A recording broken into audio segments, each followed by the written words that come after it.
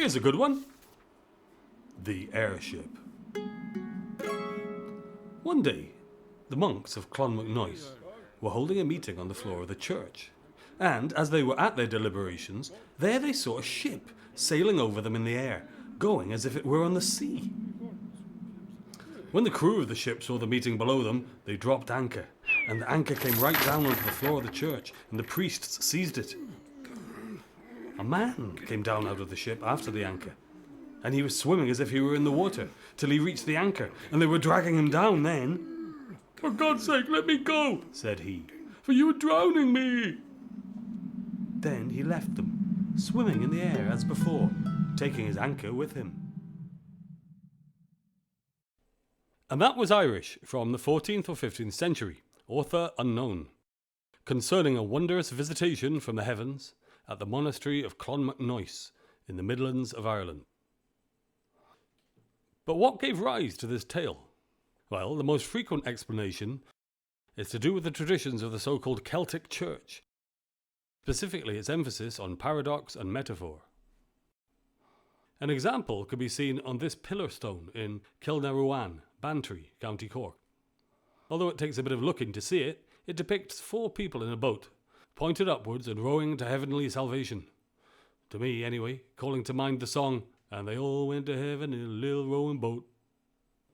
So, a tale like the one we've just heard would have been taken quite clearly as a religious metaphor, not only of the ships in the skies, representing the redemption of the faithful, but also the paradoxical qualities of a man swimming in the air and drowning on land, representing the different natures of the spiritual and earthbound worlds. So, that's the orthodox explanation. It's a religious metaphor. The earliest reference I could find of similar occurrences was from the Annals of the Four Masters, which states succinctly but enigmatically that, in the year of Christ 743, ships with their crews were plainly seen in the skies. And so to France in the 9th century, to Lyon, whose archbishop at that time was a Spaniard whose name was Agobard. Agobard was a noted scourge of anything that whiffed of heresy, and in a book on this subject recounted the following story. One day his parishioners dragged before his judgment 4 unkempt wretches who, the parishioners claimed, were part of the crew of an airship who had been apprehended up to no good.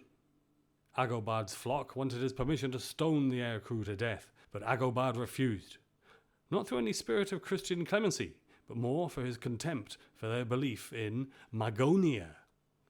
Magonia?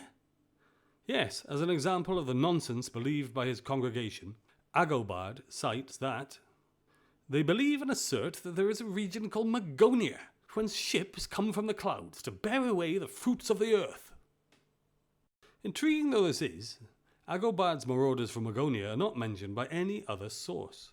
So it is to the 13th century in England, more precisely the city of Bristol, and a man named Gervase of Tilbury. On one hand, Gervase is described as a respected English canon lawyer, statesman, cleric and author of the Ortia Imperialia. However, this book, his life's work, has also been described as a bag full of foolish old woman's tales. Here's his account, which returns to a religious context. He tells of how people coming out of a church after Mass heard a cry in the air, and they saw a cloud ship overhead, with its anchor and cable caught on a tombstone. A sky sailor descended the cable to free it, but was detained by the people and drowned in the gross atmosphere of the earth. The crew of the airship cut the cable and made off. Now, back to Ireland, with this one, from Speculum Regale, aka A Book of Marvels, which tells of a cloud ship's anchor getting caught on the roof of St. Canaris's church in a place called Cloera. Yet again, an aerial mariner shimmies down to retrieve his wayward anchor. Yet again, he gets roughed up by the worthy villagers. The, more kindly this time, bishop appears and rescues the sailor, who scarpers, but leaves behind an anchor as a souvenir. Nice story, but no account whatsoever exists of any saint called Canaris, nor a parish of Cloera. Over the Irish Sea and to Wales, for a different type of sighting, much later in the year of 1743. A farmer near Holyhead, also known as Ynys Mon, ancient stronghold of the Druids, saw a packet boat sailing through the clouds 1,500 feet overhead. He estimated its displacement as about 90 tons, that its keel was visible, and a flock of gulls flew all around it, and he could count all the ropes in its rigging. He was interviewed by a respected local scholar who vouched that he was perfectly sober and showed no signs of melancholy, also that he had seen the same thing 10 years before.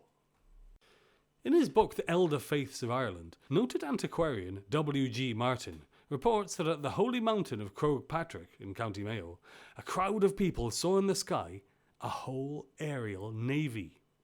When it was suggested that what they had seen was some sort of mirage, a reflection in the sky of nearby ships at sea, witnesses, as had the man from Holyhead, discounted this theory because the keels of the ships were clearly visible.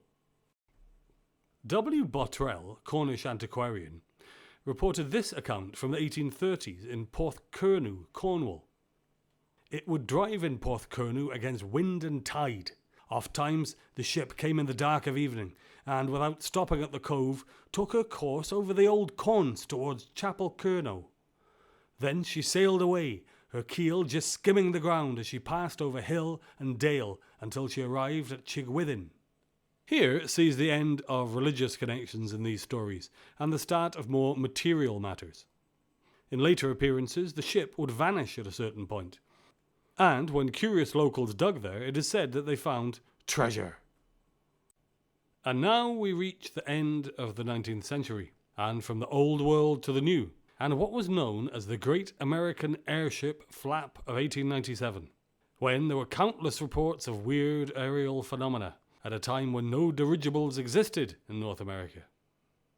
A newspaper article describes how a farmhand got the seat of his pants entangled in the dragging anchor of a cloudship.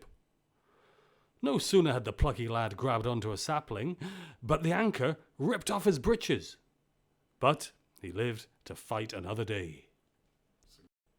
And now to the 20th century, Inverary, Scotland, where the airborne galleons take on a more sinister tone, as harbingers of doom.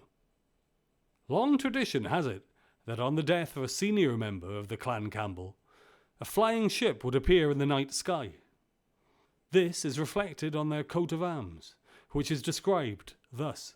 The coat of arms of the Duke of Argyll, chief of the Clan Campbell, features an ancient galley, sails furled, flags and pennants flying gules, and oars in action sable.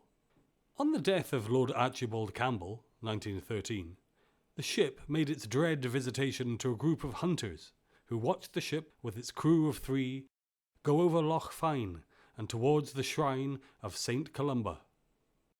Mention of St. Columba brings us full circle, with its whiff of the religious, to that the last of our tales of wondrous cloudships, which, it would seem, have vanished forever from our eyes. So, what was it all about? A religious metaphor? Raiders from the cloud kingdom of Magonia? Guardians of buried treasure? Harbingers of death to posh Scotsmen? Mischief made up by bored monks and journalists? Or precursors of the UFO flying saucer phenomena? Well, rather than ending this by saying, "Who knows?" or "I'll let you decide," I'd prefer to finish on an uplifting note with a poem which the great Seamus Heaney wrote on the subject.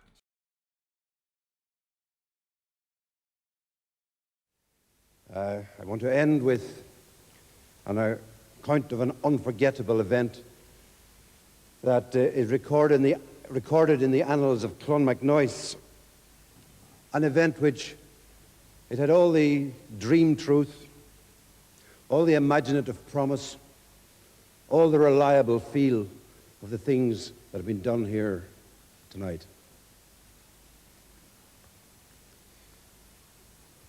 The annals say, when the monks of Clonmacnoise were all at prayers inside the oratory, a ship appeared above them in the air. The anchor dragged along behind so deep it hooked itself into the altar rails. And then, as the big hull rocked to a standstill, a crewman shinned and grappled down the rope and struggled to release it. But in vain.